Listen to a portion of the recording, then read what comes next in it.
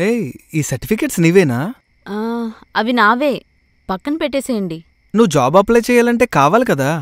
Job చేసి ఏం చేయాలి? అవును, మీ చెల్లి మొన్న ట్రిప్కి ఎలా వెళ్ళింది? దొంగ మొహంది. వద్దన్నా సరే వెళ్ళిపోయింది. ఇంట్లో కూడా అందరూ దానికి సపోర్ట్ చేస్తున్నారు. నువ్వు మీ చెల్లి కన్నా బాగా చదువుకున్నావు, చాలా బాగా ఆలోచిస్తావు, కానీ తన మాట ఎందుకు వింటారు?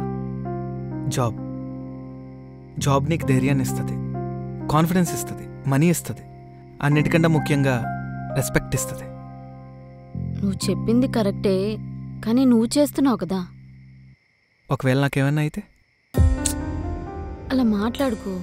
అయినా కూడా నువ్వు దేన్నైనా ఫేస్ చేయడానికి రెడీగా ఉండాలి.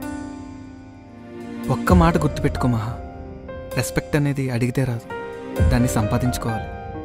మీ సెల్ఫ్ రెస్పెక్ట్ కాపాడుకోవడం మీ చేతుల్లోనే ఉంది.